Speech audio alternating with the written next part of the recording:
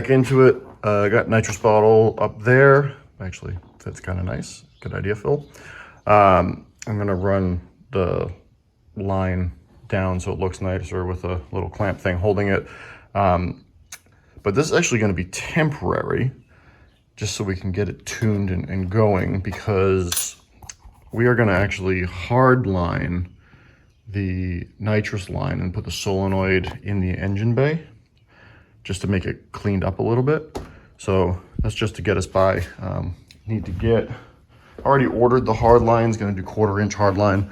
So just have to get a couple more bottle brackets for that side for the other nitrous bottle so that it'll look nice and even. Then we'll have them meet in the middle and go to the solenoid. So now what we need to do is play with the input expander, which we have right here. I de-pinned the pins we're not going to need right now just to make this easier to work with. I didn't de-pin some of these just because they are all tied together through the shielded wire. So I'm gonna lift this up, find a rear wheel speed sensor, and we're gonna try tapping into it first. If that doesn't work and we can't get a clean reading off of it, then we will just cut it and just use one. All right, so these are wheel speed sensor wires. So we're gonna just cut one open and tap into it and see if we get a reading off of that. If we don't, then we will just completely disconnect it because the transmission should work fine on just one of them. All right, so I have the VR Hall hooked up. I have this roughly hooked up. I have to plug in the power, ground, and the CAN bus, set it up, and then we'll fire it up, put it in drive on the lift, and see if we get a wheel speed out of it. We'll see.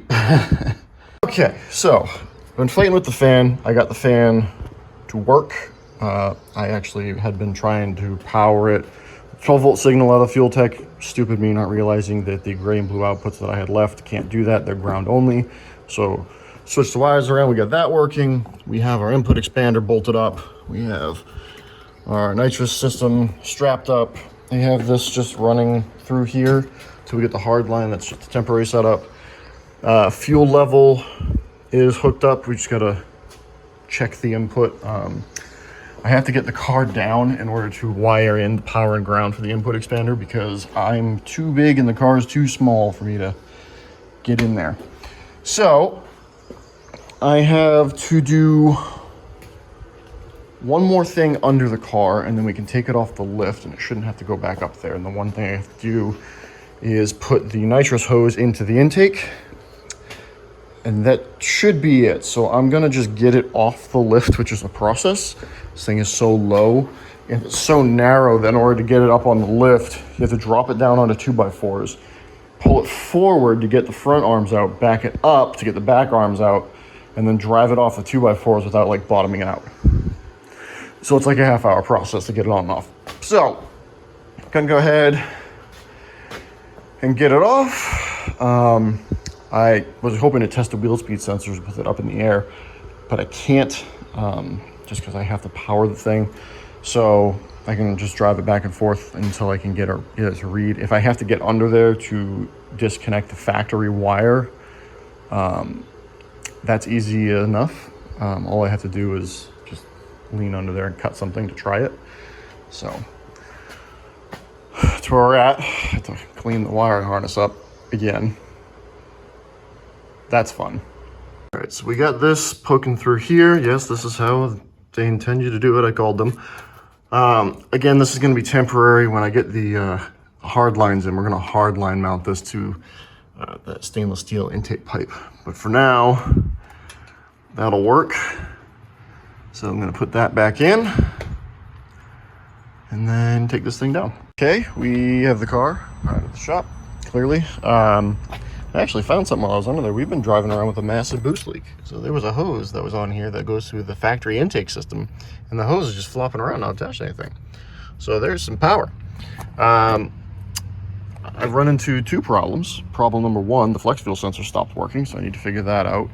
Problem number two is I hooked up the wheel speed sensor to the wrong input. So I have to fix that. But otherwise, everything else is working. I can't figure out the flex fuel sensor issue. I gotta diagnose that. I might swap the sensor out for another one and see if it reads. It's on straight gasoline right now, so it's not that big of a deal, but I'd like it working.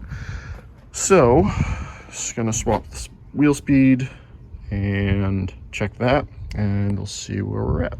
Okay, so I just figured out the flex fuel issue, so that's fixed. It was my fault. I unhooked something and forgot to hook it back up. So now I got to do the switcheroony on the input expander for the wheel speed. And then that should be it. As you can see, I made a mess of the wire harness again. So that should all be pretty straightforward. Do that, and then the car should be ready to go back up on the dyno. I'm really excited I found that boost leak. It's the next day, because this turned into an absolute shit show. So tapped into the ABS wire, it freaked the car out. The clutch wouldn't engage. We were having a hard time getting the car to stay running. It was wild. So let it sit overnight to get it off my head, because I had been on it for like 8 hours yesterday. So now we got it all working.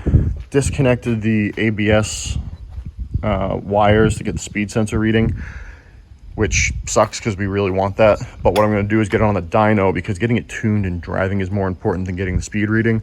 We'll get it tuned and driving, and then we're going to play around with the ABS system. So we're either going to unplug the ABS sensors in the rear, or unplug one of them completely and take that over, or we have the front ones completely unplugged, and all that does is affect the ABS system.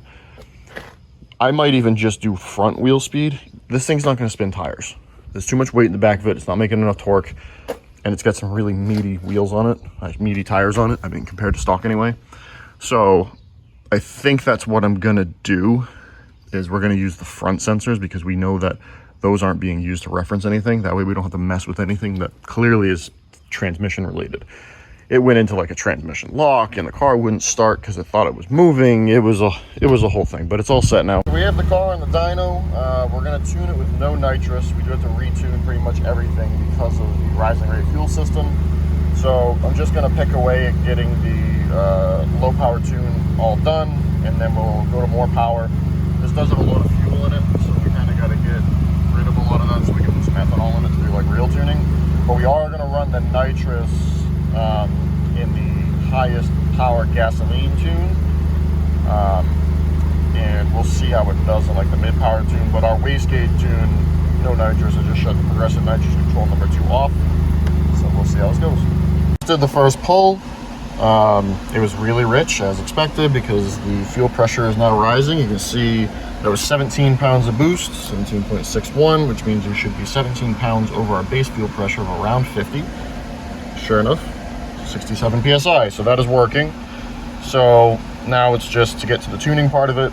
You guys don't need to see me do all these pulls, so I'm going to just tune, and then when we get to the point where you guys need to start seeing stuff, I will start recording again. But everything seems to be working as it should. The difference a fuel system can make, we got a 120 tune, a 98 tune, and now we're going to do the big power gasoline. We are going to run the nitrous to this, even on the gasoline tune. So this is going to be the first time we're doing this. I'm going to let the car sit and cool down. It is really hot out right now. Like 83 in my window over there, 89 in the car. So it's just hot. But we have a nitrous map all set up for this. We're doing map based. So it will only be on until we start getting into boost, just to spool it up a little bit faster. Again, 15 shot in there. We have timing retard we got to set up. We have it set up right there, so that's how much timing it will pull out based off of the percentage of nitrous. The fuel table, I need to just do some math on that and set that up. It's kind of going to be a guessing game, but it, is what it is. So I'm gonna let the car cool down, do this, and then the first pull I'll fill that. All right, nitrous bottle is open. Boop. Got our fuel enrichment set up what I think it needs to be. So we're gonna do a pull, See what happens.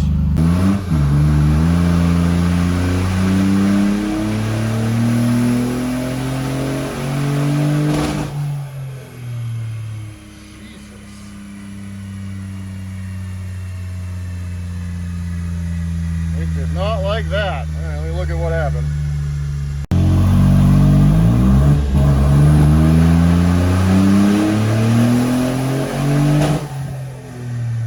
Whoa, that spooled good quick. Holy crap.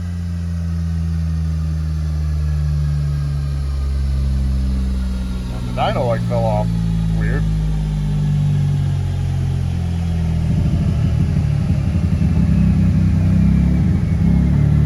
Huh. And of course I didn't film when I finally got the nitrous figured out, but what I have here are two maps overlaid with each other, one before nitrous, one after nitrous. So the thicker line is before nitrous at about a pound less of boost. It's really hot too, but anyway, you can see on the thinner line we're coming up on the power really fast. Now the nitrous with the taper off is shutting off essentially at 20 pounds of boost. We are hitting our full boost now, almost 600 RPM before we were before. Before, at about 26 pounds of boost, we weren't hitting that until probably way over here, probably about 5,400 RPM. And then when we turned the boost up and the ethanol up and the timing up on the ethanol tune, it wasn't even making full boost until like right before red line, and that's on ethanol. So I'm not going to turn the boost up and the power up on this particular tune. This is a gasoline with nitrous, but it's got a nice big fat torque curve now. That thing is making torque absolutely everywhere and it loves it. We're going to leave making big power to when the car's on ethanol, so now I got to drain this tank somehow and switch it over to ethanol, and then we can really start to party.